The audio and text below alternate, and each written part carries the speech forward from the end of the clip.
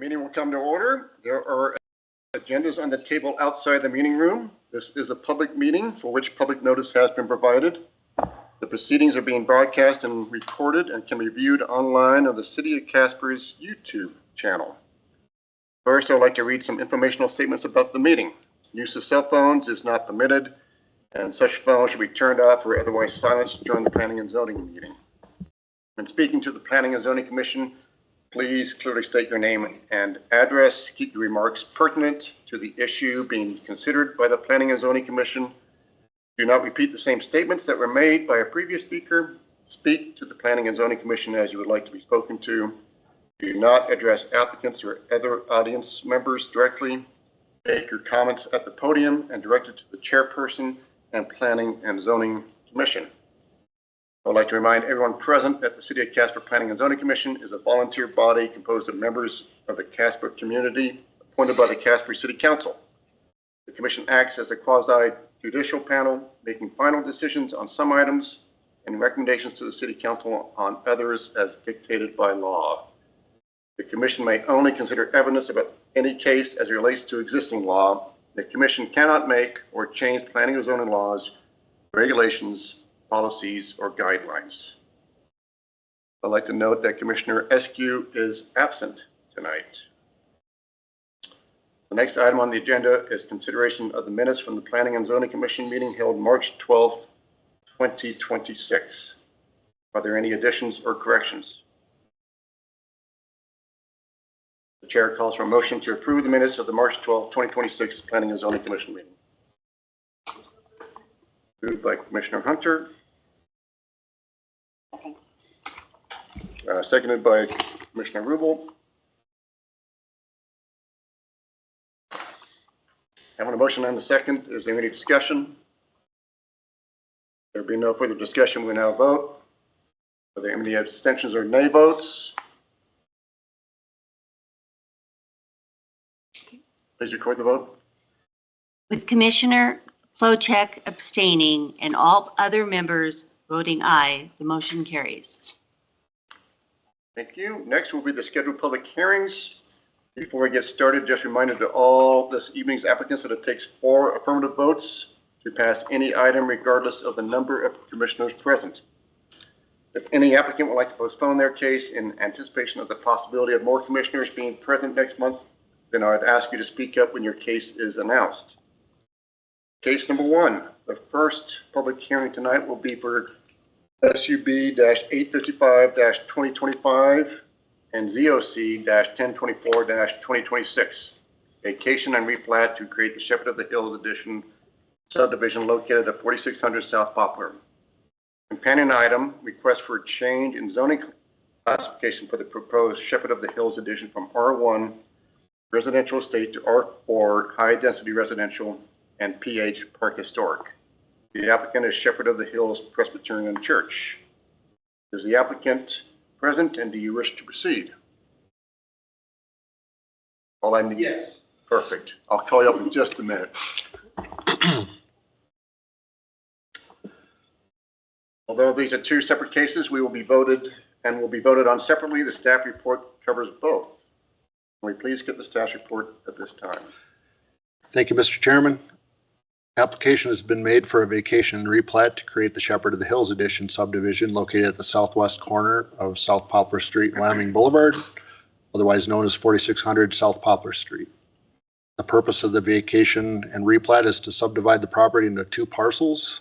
The westernmost parcel, Lot 2, fronts Chinook Trail Road and is the current location of a private church-owned columbarium. The church has been working with the city to transfer the columbarium to the city to be owned and managed as part of the city's cemetery system, which would provide needed area and capacity that's been lost over time at the Highland Park Cemetery. Staff has included 1 recommended condition of approval, which requires the approval of the zoning classification change for the parcel. In a companion item, the church has requested a change in zoning classification for the property, which is necessary because the R1 zoning district has a 3-acre minimum lot size for churches. After the subdivision, the church parcel will only be 2.37 acres in size, which is too small, obviously. The proposed zoning of the property will be R4, high-density residential for the church parcel, Lot 1, and PH Park Historic for the Columbarium parcel, which is Lot 2. R4 high-density residential zoning was suggested by Planning Division staff because of the proximity of similar zoning in the area. And R4 zoning does allow churches as a permitted use. The rest of the staff report expounds on how the zone change complies with the comprehensive land use plan. I'll skip that and go right to exhibits. A is the application for a plat and subdivision. B, application for a zone change. C, public notice sent to property owners within 300 feet. D, legal notice sent to the Star Tribune. E, photo of the public notice sign on the property. And F, memo to the chairperson, members of the Planning and Zoning Commission. And as you'll note from the exhibits, there were no public comments. That concludes my report. Thank you for the report, and the exhibits are noted. Does anyone on the commission have any preliminary questions for staff?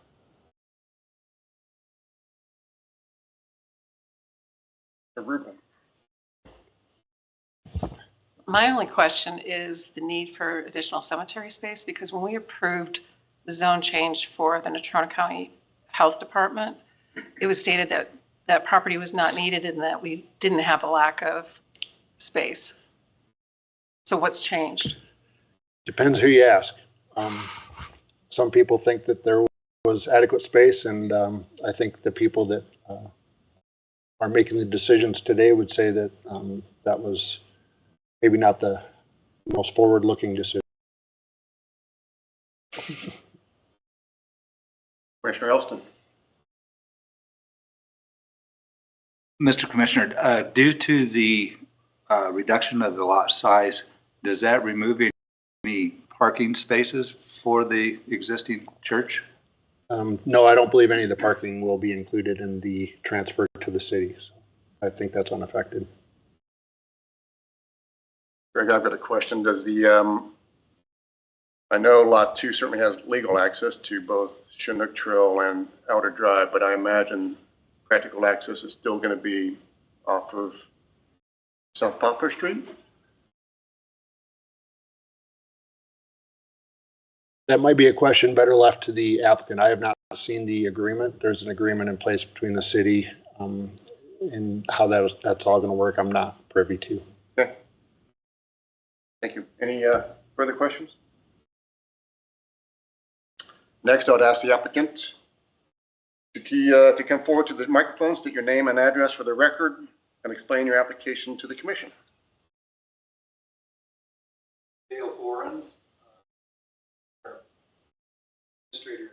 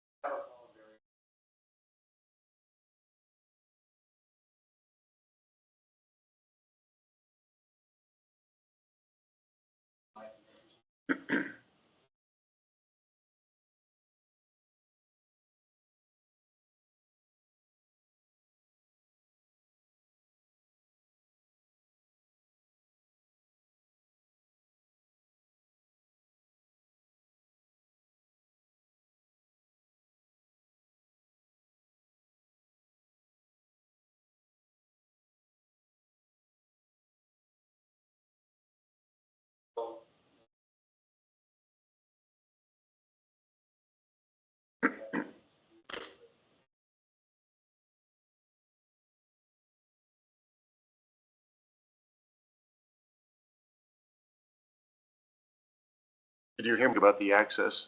I'm assuming access to Lot 2 is still going to be off of South Poplar Street, or are they going to create a separate access off of Chinook Trail?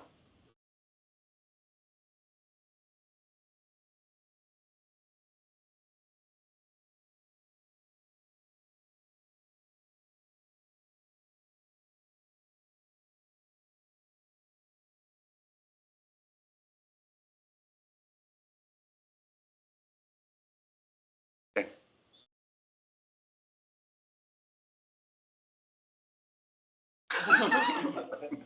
Okay, fair enough. The other question.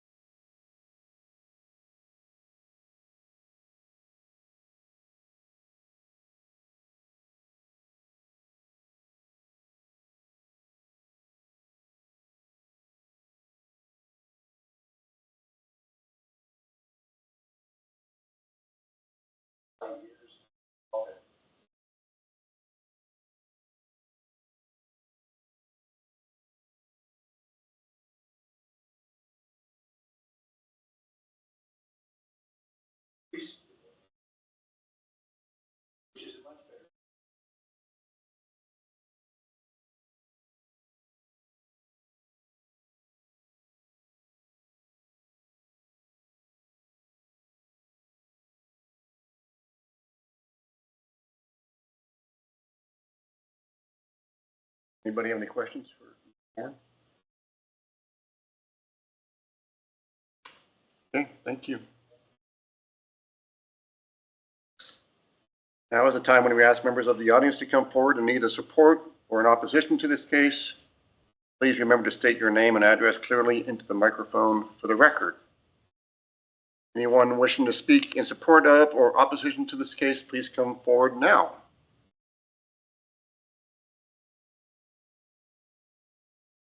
Seeing nobody else wishing to speak on these cases, the chair hereby closes the public comment portion of the public hearing and calls for a motion on the plat to approve with conditions, deny, table, or postpone to a date certain. Discussion will occur after there was a motion and a second.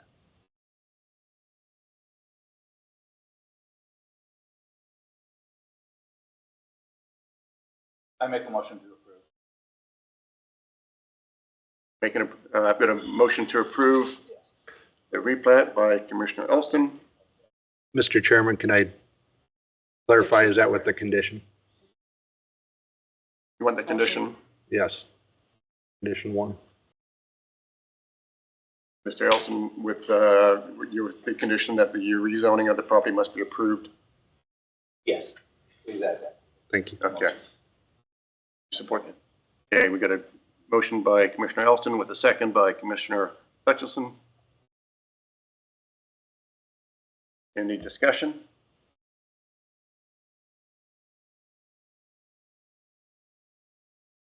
I was wondering, is the city then going to improve the property in as far as landscaping or anything? I see it's undeveloped and very much native grasses and such. Is it looked like it is going to be improved with actual mown grass as a park per se?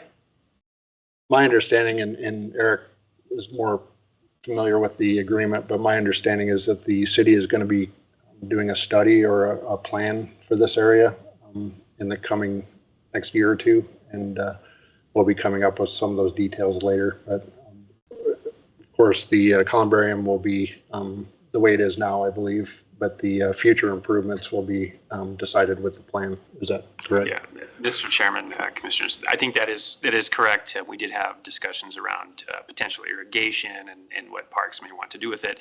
I hesitate to comment only because I wasn't part of the most recent discussions, but I believe Mr. Collins is correct. I think there'll be some studies going forward to ascertain how best to utilize that property. Mr. Chairman, and then could I respond then? The city is though going to maintain the property going in for fire hazards and such like that until that time. Mr. Chairman, Commissioner, that is my understanding, correct? And I have a quick question. When we were doing notices, did you also notice single-family homes that are on Chinook? Since that might be an egress or ingress for this particular park? Yeah, so our standard notification is 300 feet, which is a football field in every direction. So, and that's regardless of whether they're in the city or county. It picks it up either way. Further discussion? There being no further discussion, we'll now vote. Any abstentions or nay votes? Please cast your vote. Please record the vote. With all members voting aye, the motion carries. Your application for replat has been approved. City staff will be in touch with you shortly to complete the paperwork and go with the next steps. The chair calls for a motion on the zoning commission to approve, deny, table, or postpone to a date certain for the rezone. Move to approve COC 6. Moved by Commissioner Rubel, seconded by Commissioner Plowcheck. Is there any discussion? There being no further discussion, we'll now vote. Any abstentions or nay votes? Cast your vote. Please record the vote. With all members voting aye, the motion carries. Your application for a zoning request has been approved. No doubt Craig will be in touch with you on those next steps. You're free to leave. Oh, you're free to stay. Yes, you're free to do that too. The next item is a special issue.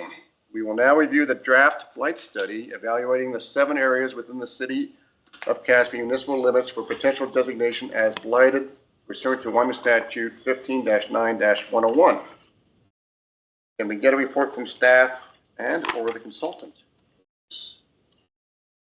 Thank you, Mr. Chairman. I'm going to go ahead and read our staff report for the vast audience at home to understand the entire project. So I will, if you'll indulge me, take me a couple minutes to get through this. But I did want to mention that we do have Mark Christensen with AVI. He's our consultant. He's available to answer questions online. We also have Liz Becker, the Community Development Director, here to answer questions. Me, of course, and the City Attorney, Eric Nelson. So this will be somewhat a round robin to answer any questions that may come up. Staff's recommendation is that the City of Casper Planning and Zoning Commission review the draft blight study dated spring of 2026 and via public recorded vote forward a recommendation to the City Council regarding the study's consistency with the adopted 2017 Comprehensive Land Use Plan. Establishing 1 or more urban renewal areas within the city of Casper is intended to provide additional tools for revitalization and redevelopment of neighborhoods that are experiencing long-term disinvestment or physical conditions that hinder private reinvestment. The first statutory step in establishing a URA is the preparation of a blight study, which documents conditions that may qualify an area for official designation that may in order to qualify an area for redevelopment tools such as federal grants, bond financing, and tax increment financing. Redevelopment of existing neighborhoods may result in broad public benefits, including improved infrastructure, enhanced economic activity, increased property values, and reinvestment in established areas of the community. An example of a past urban renewal effort in Casper is the West Central and South Poplar Street Corridor Plan from 2002 that was later renamed as the Old Yellowstone District in 2007. Urban Renewal Authority in Wyoming is established under Wyoming Statute 15-9-101 through 15-9-121. As part of this statutory framework, a municipality must make specific legislative findings related to the existence of blighted areas and determine whether a proposed blight study is consistent with the municipality's general plan. Pursuant to Wyoming Statute 15-9-104, the City Council must consider this consistency determination prior to taking any further action.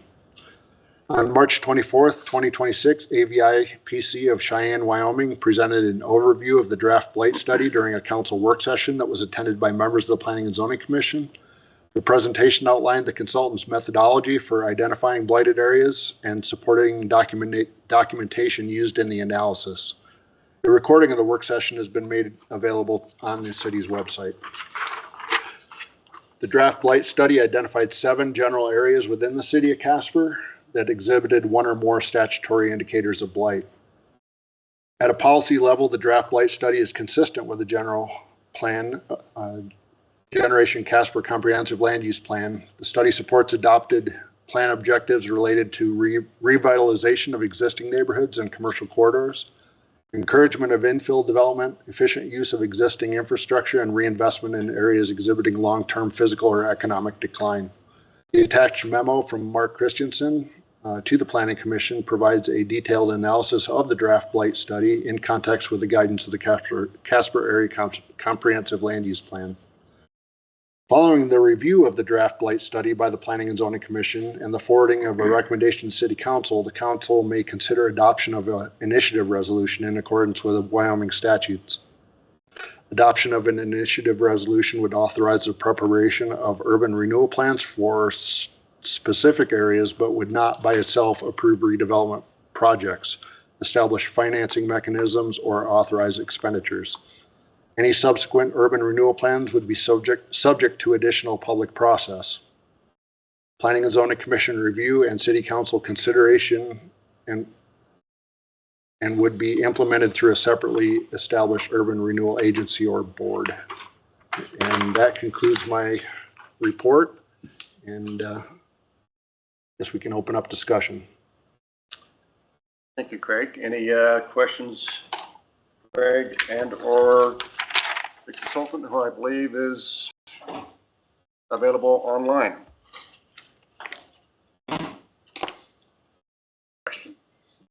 The 2017 Casper Comprehensive Land Use Plan, how often are those land use plans supposed to be updated? Ideally every 10 years. So we're coming up We are. when it should be due again. My other question is the term blight is very vague. And you could almost consider the entire city of Casper blight under these guidelines. Is there a reason not to do so, so that all these tools are not available?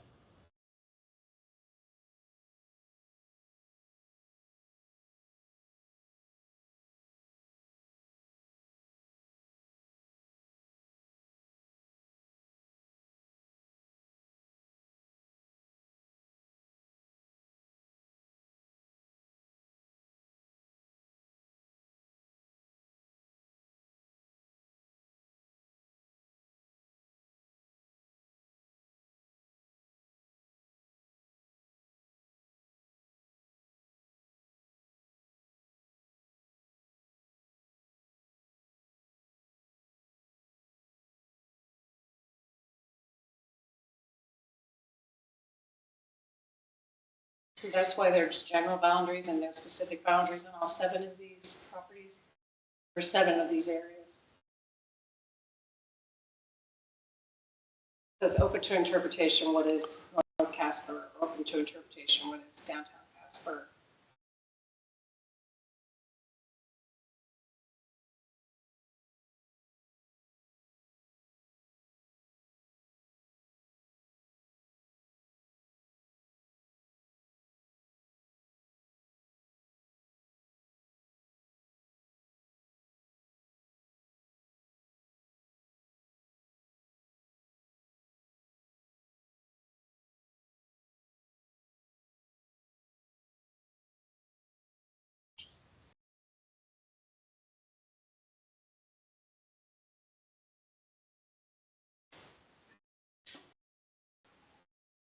And go ahead.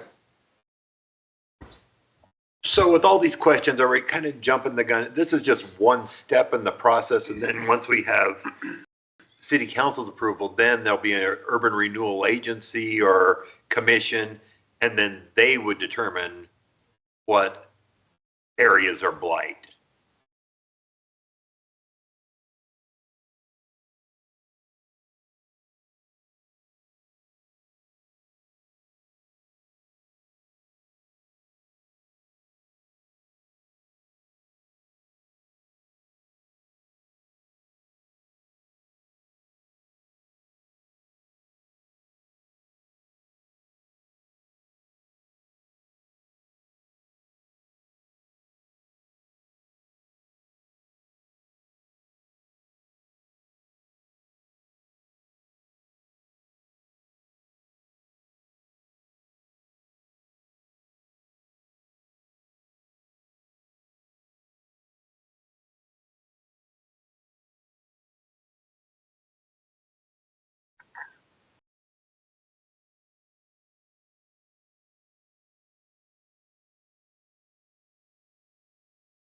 Mr. Chairman, and just to put a little finer point, I think Mr. Collins mentioned this.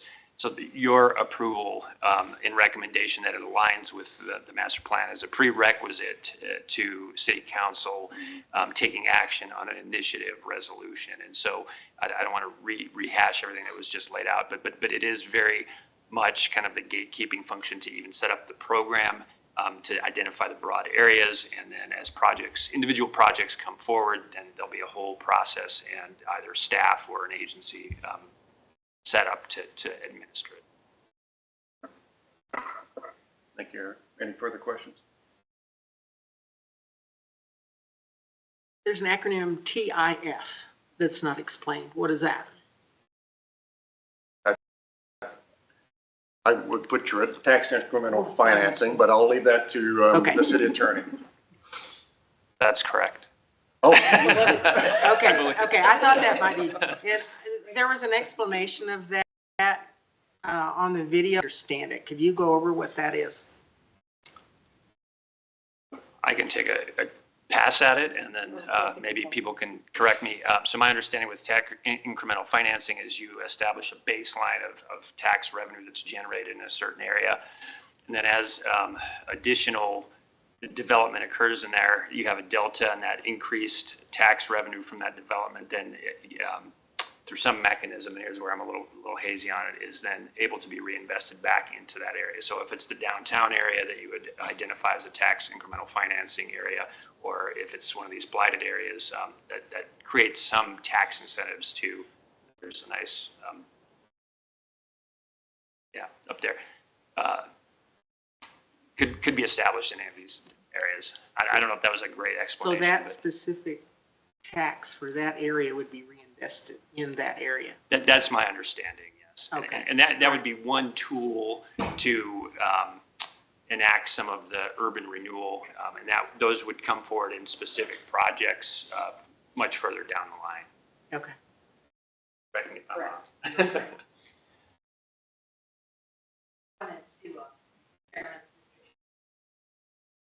I wanted, Mark's done an outstanding job. But council had really begun to hear from various businesses, property owners throughout Casper about interest in urban. And we've seen it around the state. We were pretty clear in our memo that Casper really was cutting edge with this back in 2000. Desire was to clean up the old red light districts, and at the time it was referred to just on the plat as the central port. So in 2001, the council got gutsy and created Casper Urban Renewal Agency. Individuals that are not with us still, Doug Hornberger and 3 others. There was a 5-member board that really began to study the economics of the old standard and to bring forward they met monthly. I was involved in that because I was paid it at the time. So there were these monthly meetings that happened. And we see that in some 7 areas that you are. See.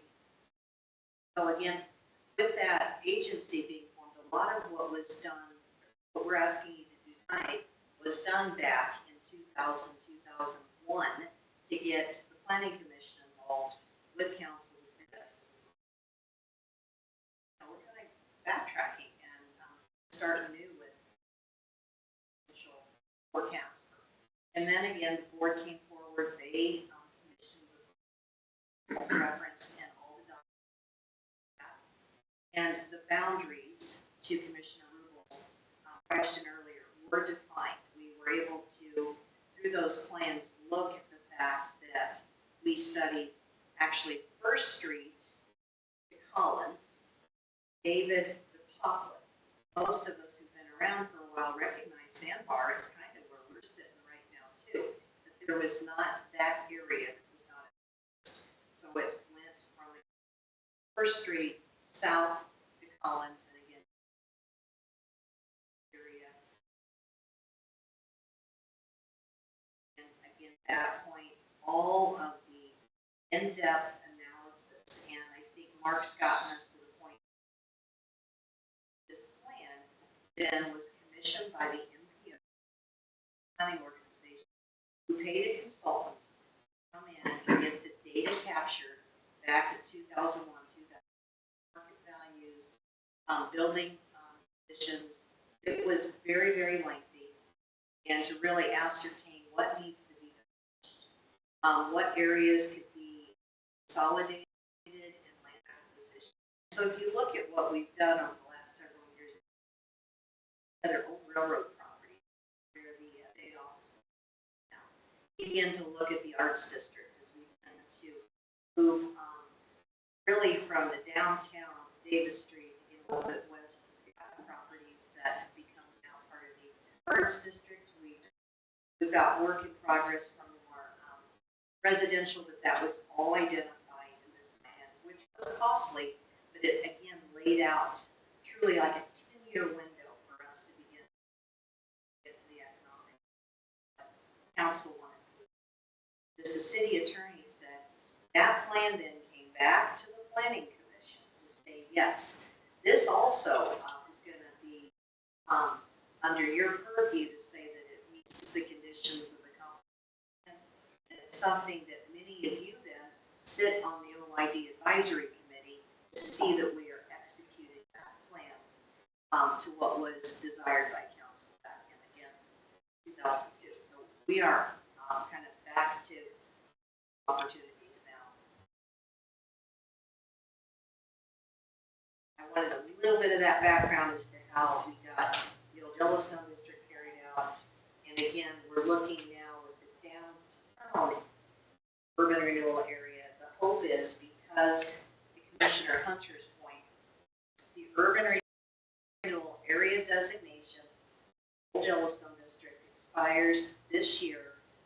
Plan had been to look at the downtown core is starting, I believe, over at Campbell, or over by the Neck, and then west is Poplar to encompass. The old Yellowstone district is downtown core.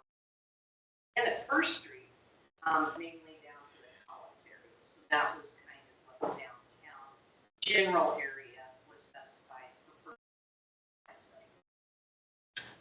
With all of what you've described, going back to 2001, has TIF been in place for developers or not? Okay, excellent question. Mr. Chair, Madam Commissioner, TIF is always, and it would be based off of property tax at the time. Had and council opted to pursue federal grants to get the old Yellowstone built out, primarily a lot with DOT, and to get the federal dollars to do the infrastructure, HUD to do a lot of the cleanup, and truly looking at more of the humanitarian kind of work with the HUD dollars that we got, again, not only the cleanups, but looking at facade improvements, job creation loans that we were able to do.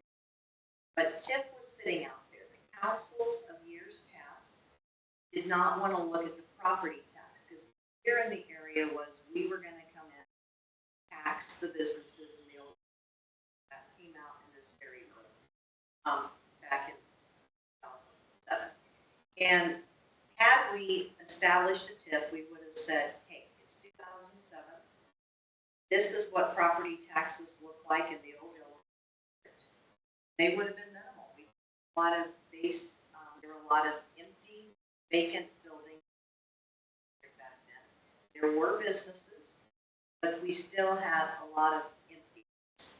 So if we'd established TIF at that point, it would have, that was, and we shared with you all property values per square foot, then that baseline would have been established, and we would have been able to capture the property tax increment as over the last 20 years.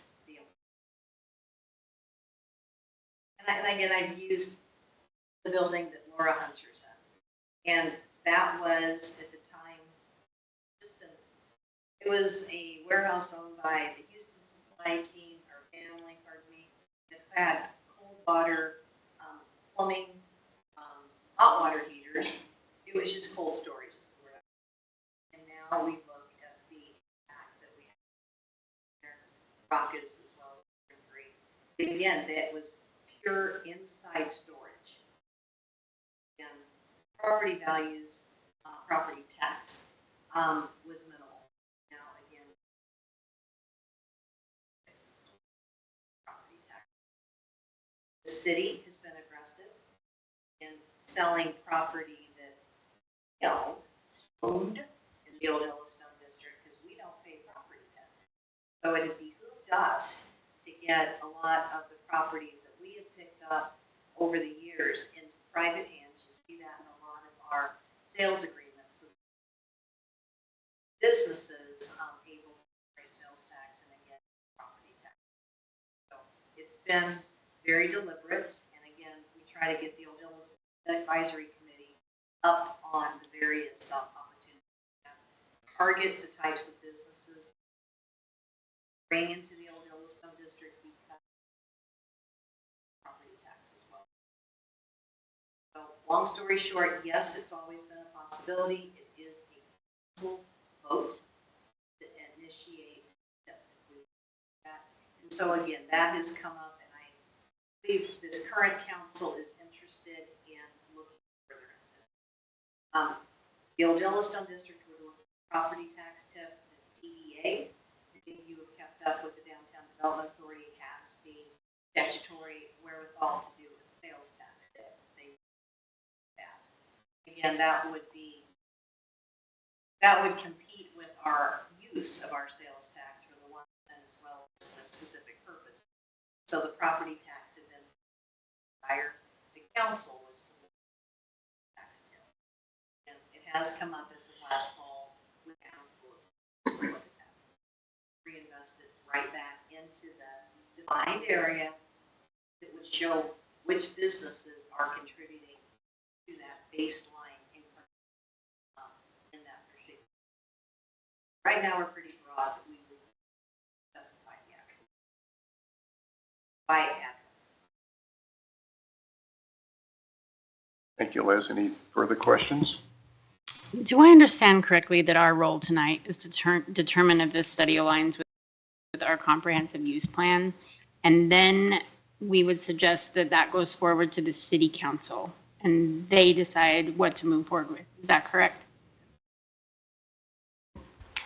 Mr. Chairman, Commissioners, I think that is correct. The city council cannot move forward with this initiative until either this commission provides comments as to whether or not it is consistent with the master plan, or 30 days elapse from the date that you receive it, at which point then they can go forward. So really, the determination that you have to make statutorily tonight is relatively narrow.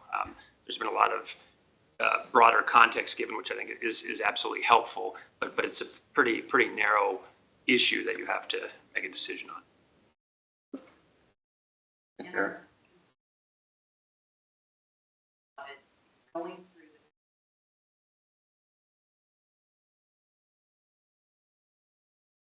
the aspects on if you have specific questions, what we utilize.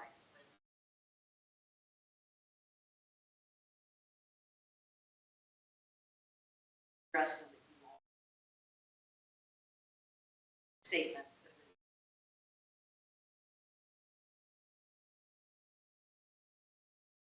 Fair. Thank you, Liz. Any further questions? So to be clear, we're looking for a motion finding that the draft blight study dated spring of 2026 is consistent with adopted 2017 comprehensive land use plan. Do I have a motion to that effect? So moved. Moved by Commissioner Rubel. Do I have a second? Seconded by Commissioner Hunter. I have a motion and a second. Is there any further discussion? There being no further discussion, we'll now vote. Please cast your vote. Please record the vote. With all members voting aye, the motion carries. Thank you. Mark, your assistant for that. Liz, good to see you here.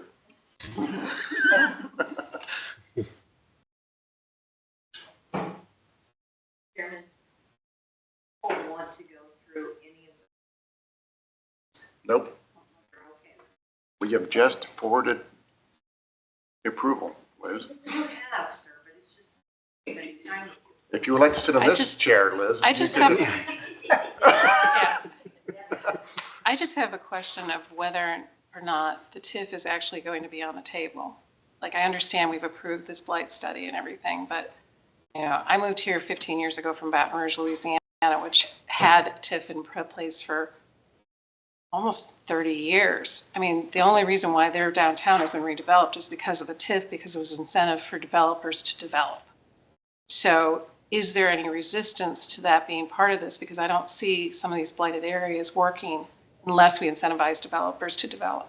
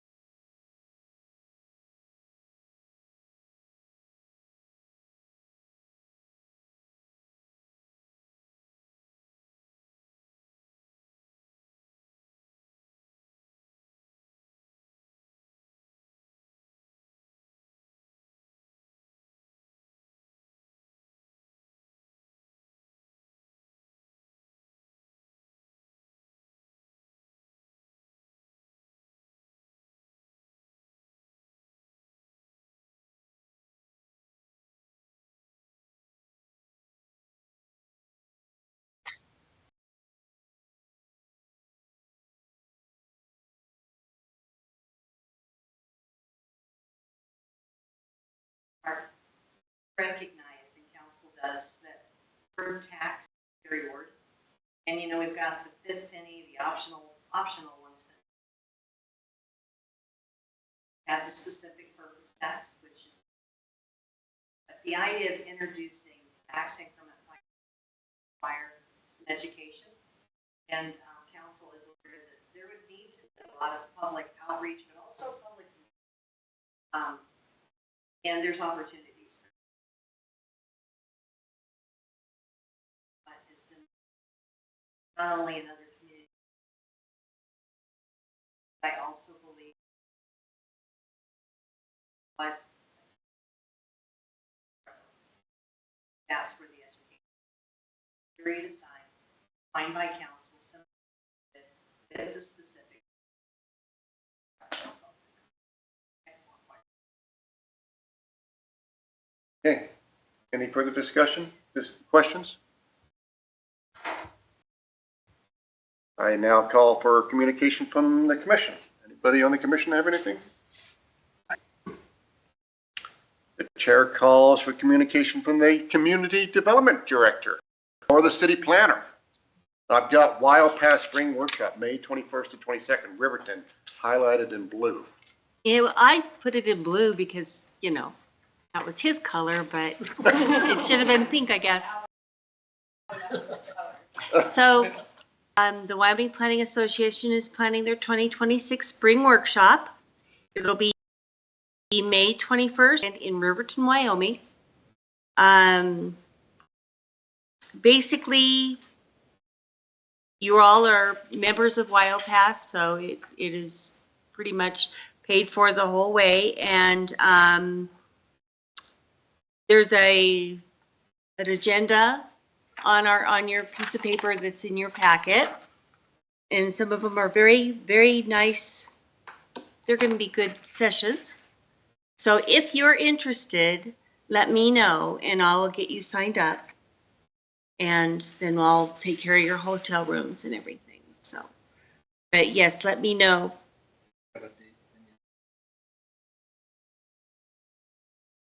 I would say definitely by the last week in April.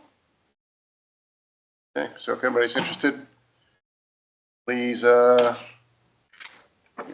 to let her know that by the end of this month. Mr. Chair, the topics this go around.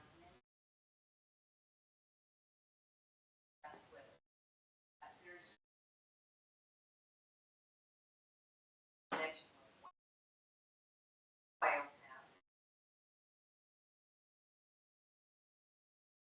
biogas was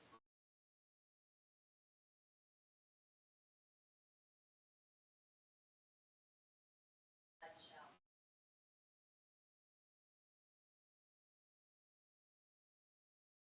That discussion.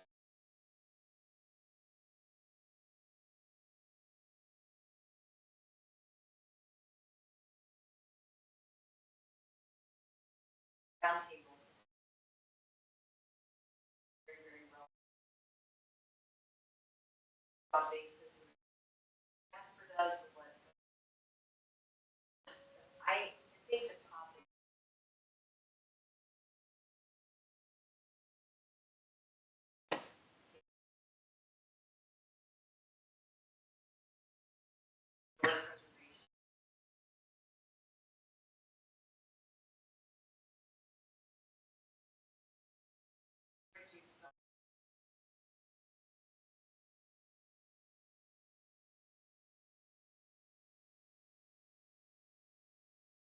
Will you and Craig be there? Oh, you're waiting to see which one of us? Interesting. Anything else from Craig or Liz for the commission? That's it? The council liaison.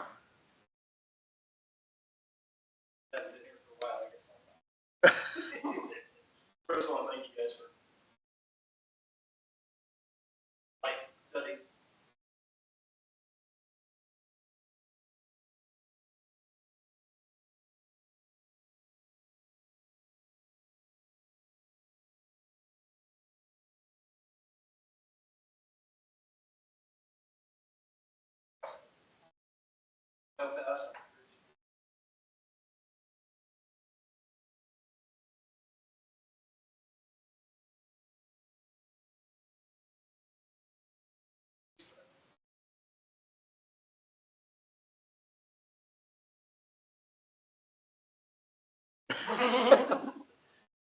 Thank you all for your. Thank you. Communication from the Old Yellowstone District liaison. Anything from either of you two?